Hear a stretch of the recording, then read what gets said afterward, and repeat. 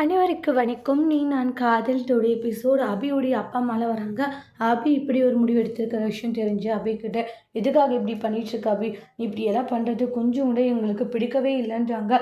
நீ ஏன் உன்னுடைய வாழ்க்கையை நீயே அழைச்சிக்கிறேன்றாங்க. அம்மா, நான் எல்லாம் யோசிச்சு தாம்மா முடிவு எடுத்திருக்கேன்றாங்க. ஆமாம், என்னத்தை யோசிச்சு முடிவு எடுத்திருக்கீங்க பார், நீ பண்ணுறது நடந்துக்கிற விதம் எதுவுமே சுத்தமாக சரியில்லை. ஒழுங்காக எப்படி இருக்கணுமோ அப்படி இருந்துக்கோன்றாங்க. அதை விட்டுட்டு சும்மா தேவையில்லாத இது மாதிரி பிரச்சனை பண்ணிகிட்டு இருக்காதா அப்படின்னு சொல்லிட்டு பயங்கரமாக கோவப்பட்டுட்டு இருக்காங்க. நானும் பூனா போட்டுன்னு பார்த்துக்கிட்டு இருக்கேன், நீ ரொம்ப தான் பண்ணிக்கிட்டு இருக்கேன்னு சொல்லிட்டு ரொம்பவே கோவப்பட்டு அந்த இடத்துல ஆர்கியூமெண்ட் பண்ணிக்கிட்டு இருக்காங்க. இல்லை, நான் எடுத்த முடிவு எடுத்தது தான், எந்த காரணத்தை கொண்டு நான் அதை மாற்றிக்கிறதா இல்லைன்றாங்க. அவ்வளோதான் என்னால் சொல்ல முடியுன்ற மாதிரி சொல்லிடுறாங்க.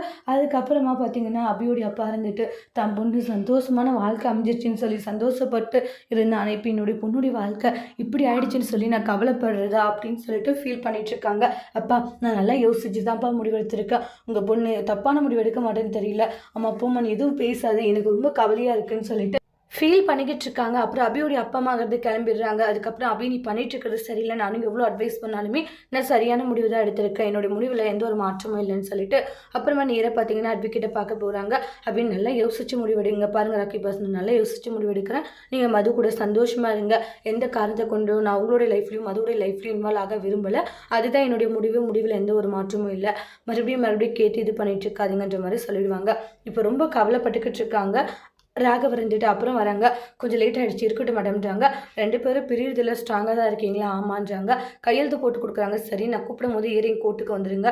சரி, ஓகே வரோன்ற மாதிரி சொல்லிவிடுவாங்க. அப்போ ராகவ் ஃபீல் பண்ணுறாங்க, மனசில் நீ தாண்டி இருக்க, அது உனக்கு இன்னுமா புரியல, நான் என்னத்தை பண்ணி உனக்கு நிரூபிப்பேன் அப்படின்ட்டு மனசில் நினச்சி கையெழுத்தை போட்டுட்டு வீட்டுக்கும் வந்துட்டாங்க. இது மாதிரி நாங்கள் டிவோர்ஸ்க்கு அப்ளை பண்ணிவிட்டோம், கோர்ட்டுக்கு வர சொல்லியிருக்காங்க, சட்டப்படி அங்கே போகணும்னு பிரிஞ்சிருவோன்ற மாதிரி சொல்லுவாங்க. முரளிக்கு ரொம்ப சந்தோஷமாக இருக்குது. ஆனால் வீட்டில் பாட்டி இருந்துட்டு, அபி நீ கேட்காதே, உன் இஷ்டத்துக்கு எல்லாம் முடிவு எடுத்துட்டு இருக்கான்றாங்க.